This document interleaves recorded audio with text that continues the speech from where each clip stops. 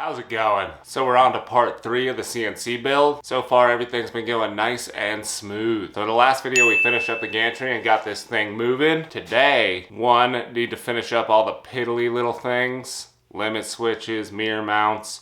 Two, I want to make a beautiful enclosure. So between videos I already mounted all the limit switches. Those are mounted here, here, here, and here. The only anomaly is this switch, which has these notches on the mounting point so we can move it back and forth to square up the y-axis. So for our mirror mounts, I went ahead and ordered these on Amazon. They were fairly cheap, so I figured why not. But we do have a couple problems with these. One, this piece that holds the lens is not long enough, so we're gonna have to extend this somehow. And then we need one more mirror mount, which we'll just end up making by hand. So the mirror we're gonna try and copy is gonna be this guy, because I think it's the most simple. So let's start by taking this thing apart, and then we'll build it piece by piece. Here we go.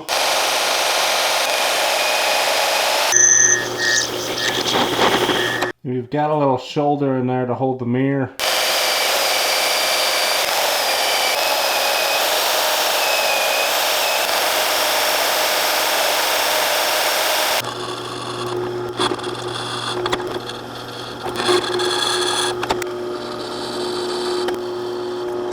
So I got these first couple parts made. Here's the straight out of China version, and here's the my version. See, parts made in the USA are not always better than the ones made in China. Now, you may ask, what's this little tapped hole for? That is so I can mount this little piece, and I'll have a set screw in this hole holding the mirror in place. Let's be honest, I do not have the patience to machine that, nor do I have the tools. Now then, all I gotta make is the base plate. I'm gonna go ahead and make 2 of these because I really don't like this stupid little stepper mount.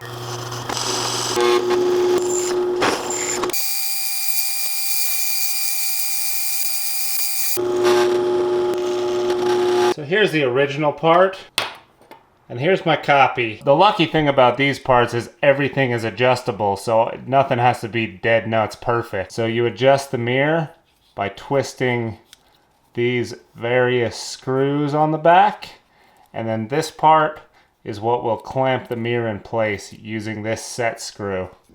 And I went ahead and cut the bottom off of the stepper mount thing and just made the same bottom as these two just to keep it consistent. Now that these are made, we need to invent a place to mount them.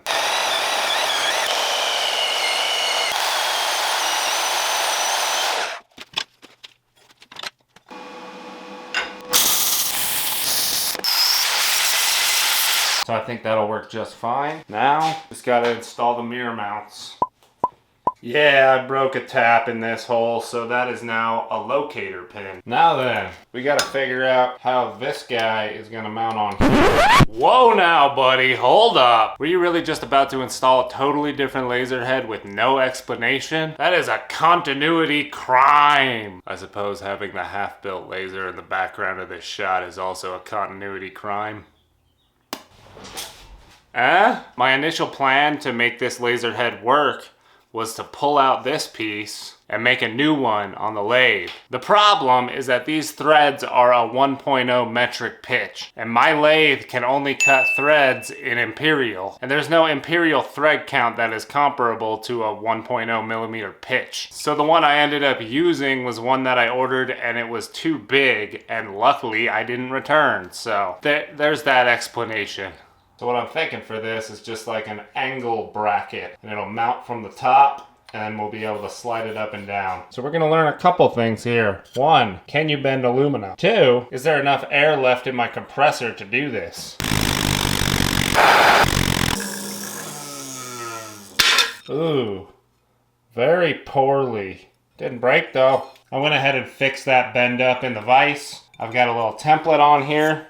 Now we just gotta drill our mounting holes for the laser head. Man, I think I missed. Well, it ain't perfect, but I think it'll work.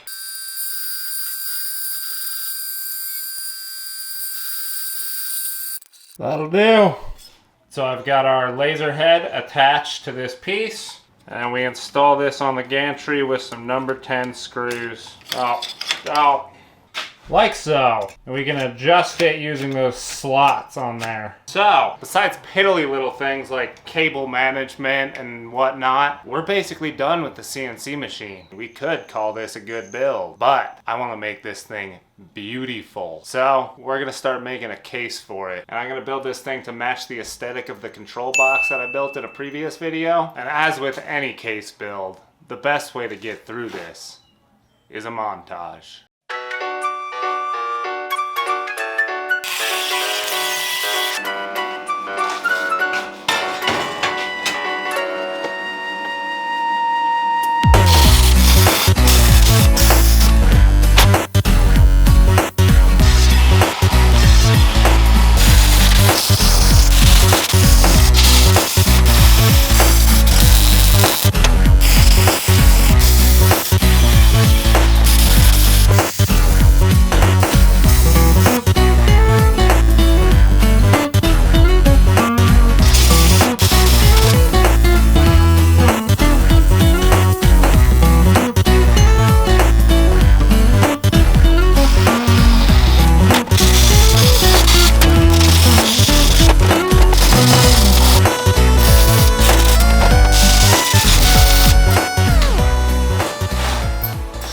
Oh my god, this thing is frickin' enormous. So I've just welded in place all the panels on this thing besides this one, the inner one, and the doors. So the top is gonna have some flippy doors. This one, I don't even think I'm gonna install it yet. And this side one, I want to be removable because I'm gonna have electronics and whatnot housed in here. And in order to have this panel removable, I've just made these little plates with tapped holes in them. Now I can attach them to the panel, get it positioned where I want it, and then weld these tabs in place on the inside of the frame. Now we just gotta hope it lines up.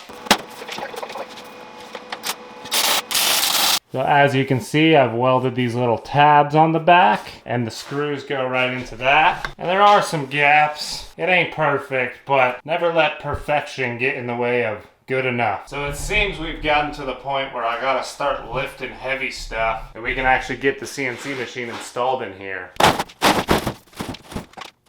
Perfect fit.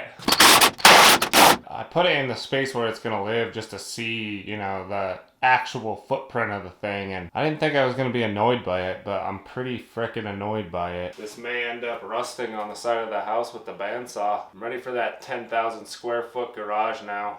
Before we throw the actual CNC machine in here, I think it's a good idea to get some holes punched in the bottom for passing wires through and whatnot. So now I want to attach this laser control box that I made in a previous video down here. And that does mean that the vacuum gauge and the sweet logo I put on the front are gonna be covered, but I don't know a better way to do this. Not sure how I'm gonna get this up here.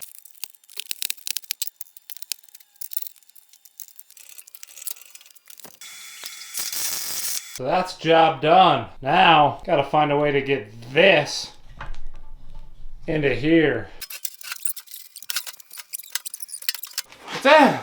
Yay! That was probably a great shot on my back. So with this thing set in the case, the only issue I see is access to these tensioning screws. Close enough. So I think I got this thing right where I want it. Well, I better hope I have this thing right where I want it, because it's staying there. So we need a back cover in here.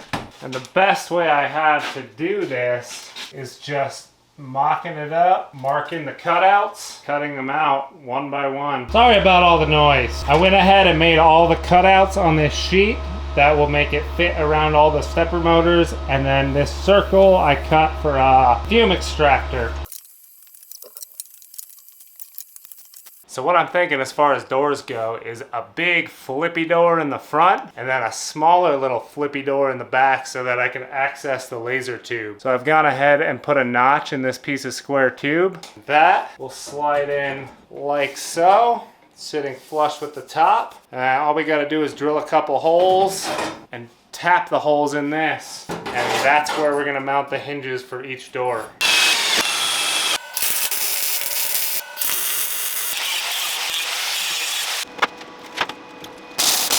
So on the top of the door, I want to have a polycarbonate viewing window for the coolness factor. The problem is my piece of polycarbonate is 36 inches, while this is 40 something. So we're just gonna edge it out with some small strips.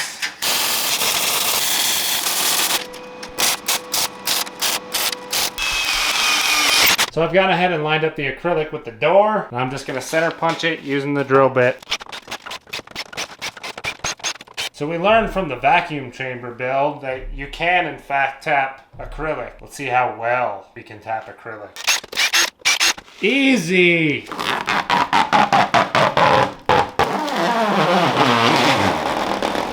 You know, I was going for satisfying with that shot, but it was kind of just annoying. Well, now that I've peeled the protective film off, we gotta take this off and store it somewhere that's not in this garage till we're done. All we gotta do to finish up this door is add our sheet on there. Like so. Now, we can go ahead and build the back door exactly the same as this one, minus the window.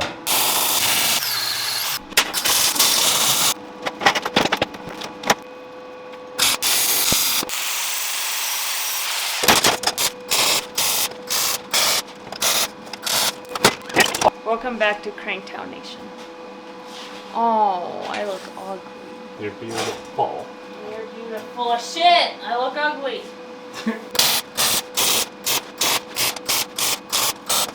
Just like that, we got our back door. So now we just gotta install these things with some self-tappers, and then we can start working on the lift mechanism for the front door. So I got my self-tappers in the screws. As you can see, door opens just fine. I got these little car door lifty-doos, and I'm gonna install these inside the door to hold it up when I have it open. And although I hate to admit it, I think the best way I have to install these to where they're standing off enough to not interfere with the frame, just weld them. Then to hold them on the door side, I just have these little tabs. Beauty. Now, I just gotta pop these guys in on both sides and cross my little fingies. Well, it holds it, but that's not what we were worried about. Dude, that is sweet.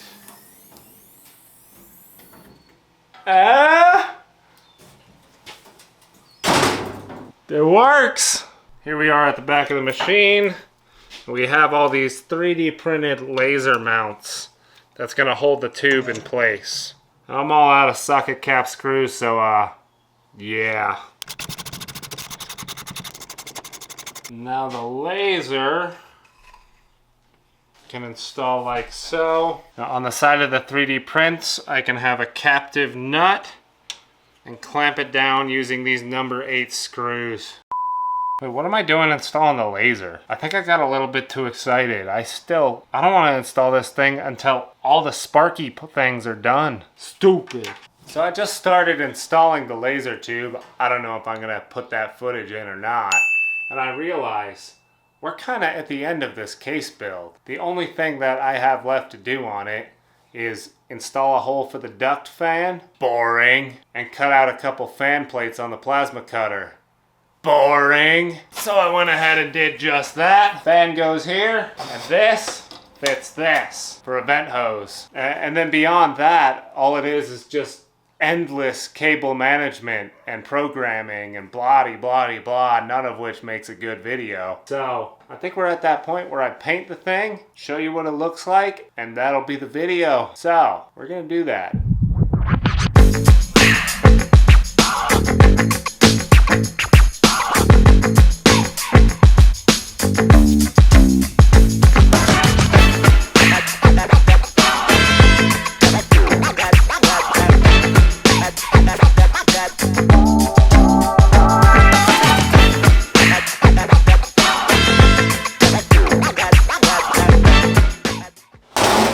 Done did it, man. So that's 99% of this thing done. Who am I kidding? That's 50% of this thing done. The rest of what we gotta do is the electronics. I think 50% is a little more realistic. This panel right here that's just open is what's gonna house all the buttons, touch screen, blah-de-blah that I'm gonna be using for the CNC control. And I don't know what that's gonna look like yet, so I figure I'll make it when I know what it's supposed to look like. As I tend to do on this channel, I'm not gonna film any of the electronics, but once I have the thing built and working, I'll make an overview video and explain kind of what I got going on. And I don't know, let me know down in the comments what you'd like me to go into. Either way, thing looks pretty cool. Pretty stoked to see it working. Oh, hold up. I finally have an appropriate place to put this AVE sticker. Beauty. Anyway, thank you for watching. I'll see you in the next one.